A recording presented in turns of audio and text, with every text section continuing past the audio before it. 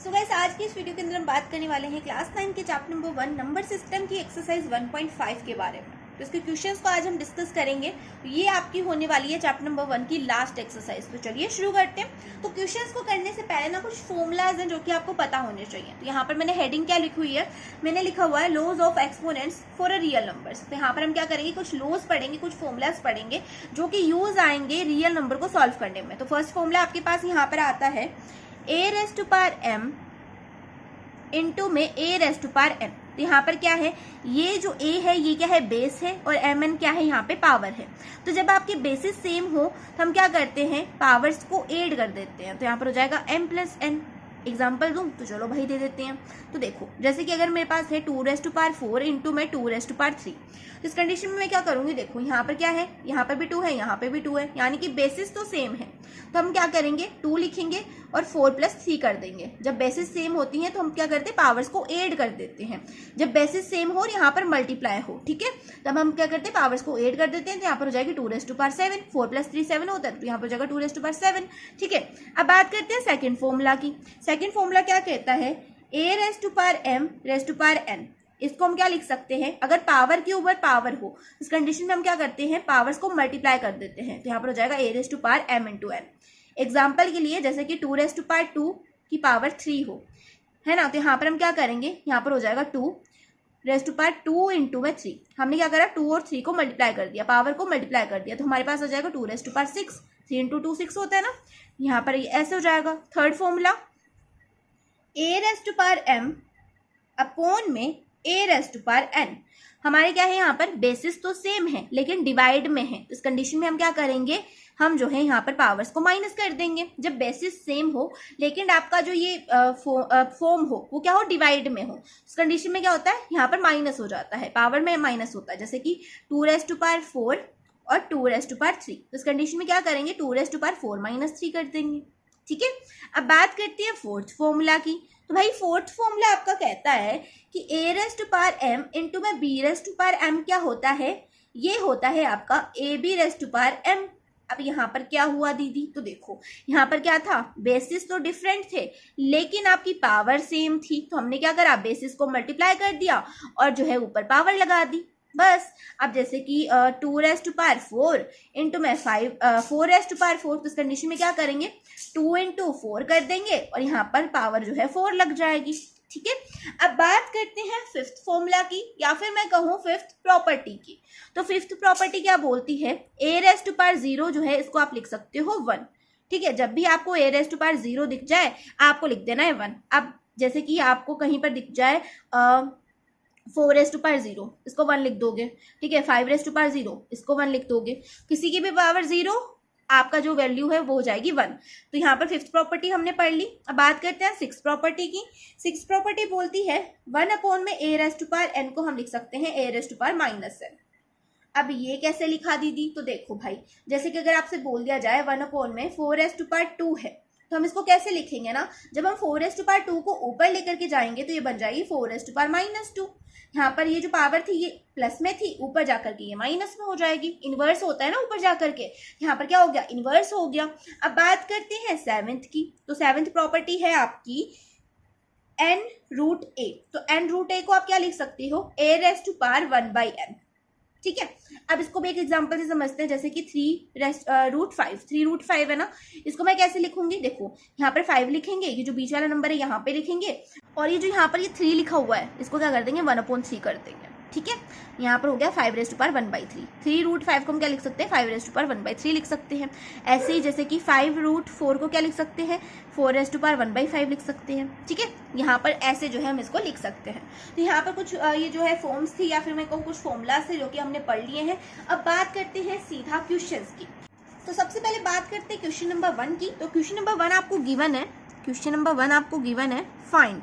आपको दिख ही रहा होगा क्वेश्चन नंबर 1, फाइंड हमें करना है। फर्स्ट पार्ट आपको गिवन है 64⁻1/2। तो दीदी भाई अब इसमें क्या फाइंड करें, हम इसमें क्या फाइंड करें, चलो भाई सब्र करो थोड़ा सा, मैं बताती हूँ ना क्या फाइंड करना है। तो देखो 64⁻1/2 है। अगर मैं आपसे पूछूं इसमें आपको क्या दिख रहा है, तो दीदी हमें तो 64⁻1/2 दिख रहा है। अरे भाई ये नहीं पूछ रही मैं, ये पूछ रही हूँ कि आपको ये पावर दिख रही है, 1/2 आपको दिख रहा है, बिल्कुल दिख रहा है दीदी। तो यहाँ पर 1/2 में आपको बेस क्या दिख रहा है, मतलब पावर का बेस मुझे यहाँ पे दिख रहा है 2, है ना, पावर का बेस क्या है 2 है। तो अब हम यहाँ पर क्या दिमाग लगाएंगे कि मैं 64 को किसकी पावर 2 लिखूं, 64 को मैं किसकी पावर 2 लिख सकता हूँ, तो यहाँ पर ये सोचना है।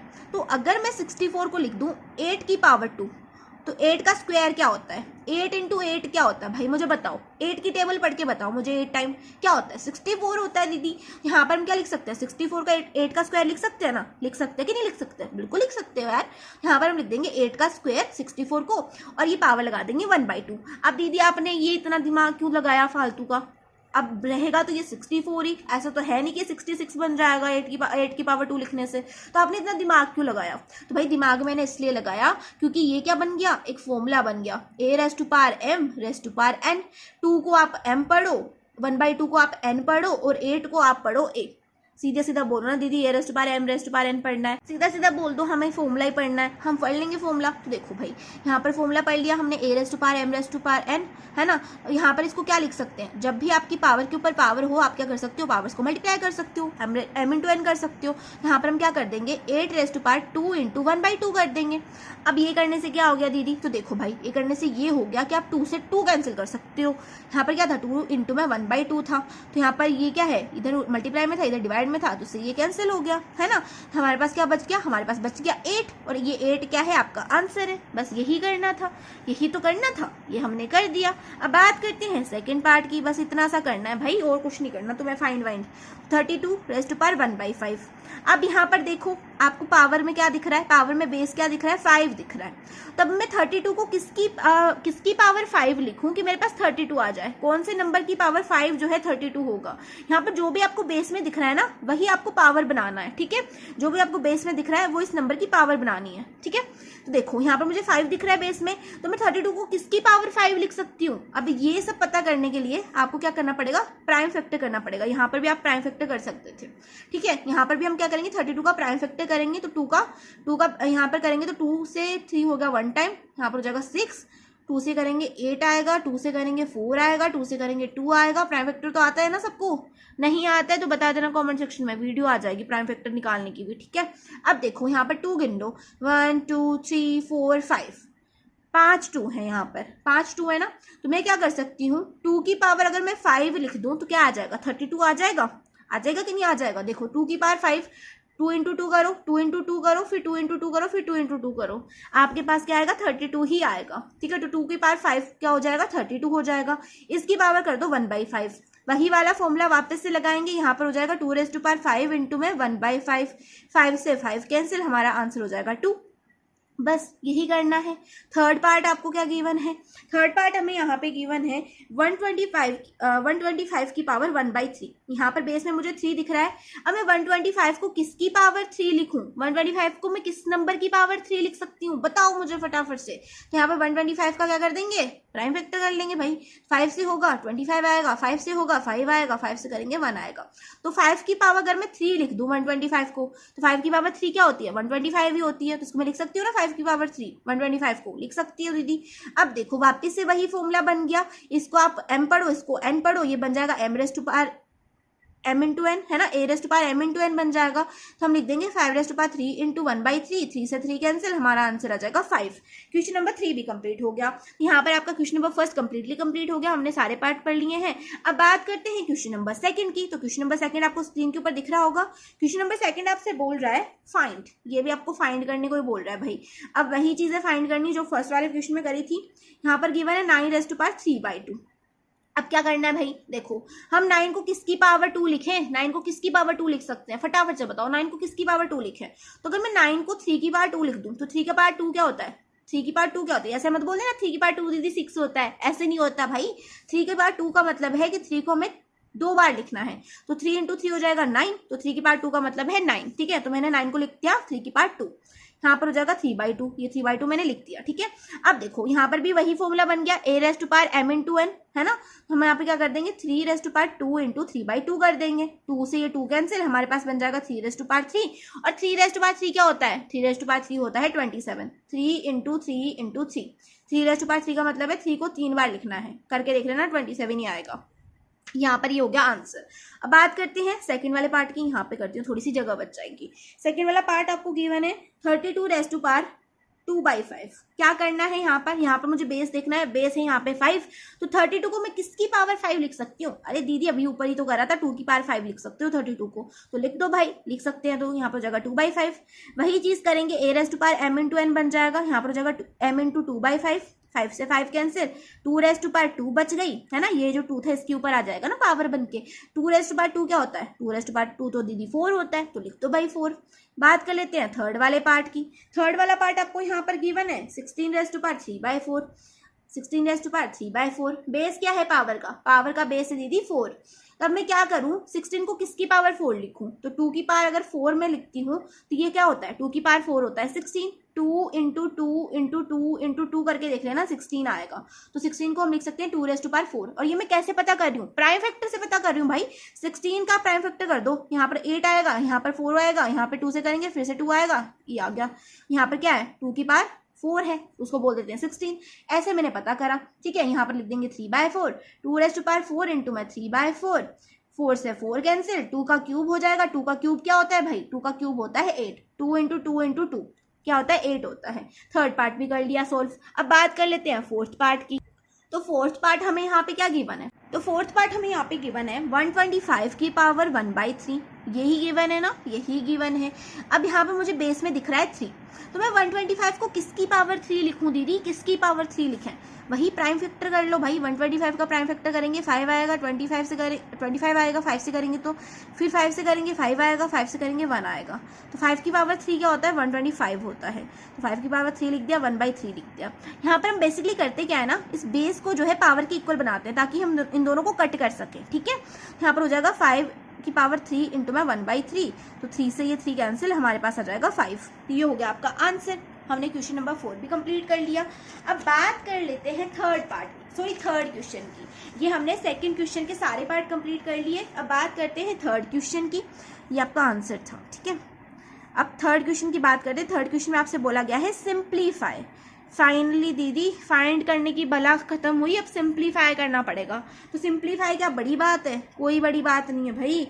जैसे कि यहाँ पर हमारे पास है 2⁻2/3 इंटू में 2⁻1/5। अब मुझे बताओ कौन सी फॉर्म है ये? भाई कौन सी फॉर्म है ये है a⁻m इंटू में a⁻n। कैसे लगाया दीदी? देखो यहाँ पर बेसिस सेम है कि नहीं है? 2 आ रहा है कि नहीं आ रहा? तो जब बेसिस आर सेम और आपका यहाँ पे मल्टीप्लाई हो रहा हो तो आप क्या करते हो?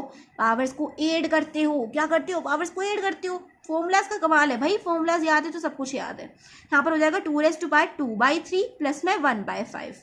यहाँ पर क्या करेंगे? 2/3 प्लस में 1/5 करेंगे। तो देखो कर लो, 5 3 ज़ा 15 एलसीएम आ जाएगा, 3 5 ज़ा 5 2 ज़ा 10 हो जाएगा, प्लस में 5 3 ज़ा 3, यहाँ पर आ जाएगा 3। 10 + 3 करेंगे, 10 + 3 कितना होता है? 13 होता है। 13/15 हो जाएगा, है ना? होगा कि नहीं होगा? यहाँ पर इसको सिंप्लीफाई करेंगे तो हमारे पास क्या आ जाएगा? 2⁻13/15 आ जाएगा। यही हो जाएगा आपका आंसर। हो गया, बस फर्स्ट पार्ट कंप्लीट हो गया, ठीक है। सेकंड पार्ट करते हैं। ये तो करना आता है ना आपको? आता है कि नहीं आता? नहीं आता तो देख लो यहाँ पर क्या करना होता है। देखो हम क्या करते हैं, यहाँ पर इन दोनों का एलसीएम निकालते हैं। एलसीएम तो मुझे बताने की जरूरत नहीं है भाई, 9th क्लास में आ गए तुम, और फिर भी दिक्कत आती है ना तो फिर बोल देना मुझे कमेंट सेक्शन में, बता दूंगी एलसीएम करना भी, ठीक है। तो चलो 5 3 ज़ा 15 हो जाएगा। अब 3 की टेबल बोलो, 15 कितने टाइम में आता है? 5 टाइम में आता है दीदी। तो 5 2 ज़ा करेंगे, 5 2 ज़ा 10 हो जाएगा, ठीक है। अब 5 की टेबल बोलो, 15 कितने टाइम में आता है? 3 टाइम में आता है। तो 3 को मल्टीप्लाई करेंगे ऊपर वाले से, 3 × 1 होगा तो यहाँ पे 3 आ जाएगा। 10 + 3 करेंगे 13 होता है, यहाँ पर 15 नीचे आ जाएगा, ठीक है। वो चीज़ करिए।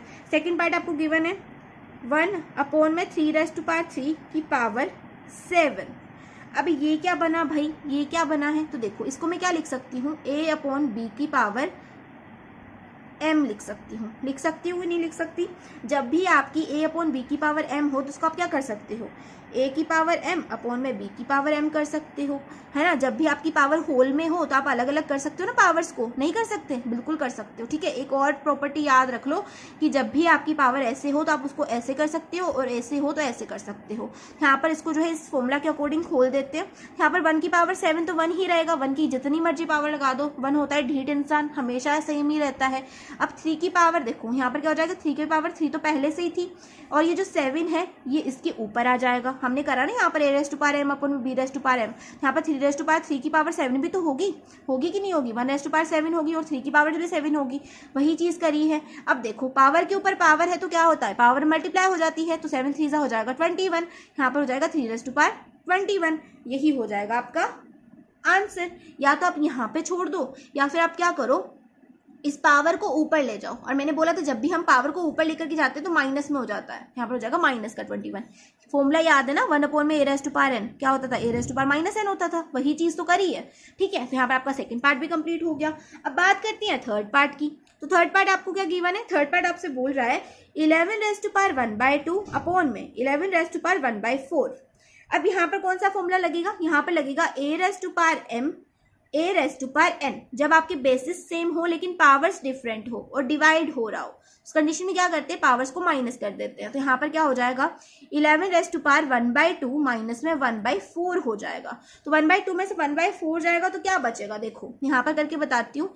यहाँ पर एलसीएम क्या आएगा, एलसीएम दीदी आ जाएगा कि आपका 4 आ जाएगा। 2 2 4 होता है तो यहाँ पर 2 आएगा माइनस में, यहाँ पर आ जाएगा 1। ठीक है, 2 में से 1 जाएगा, आपका बचेगा 1, यहाँ पर हो जाएगा 1/4।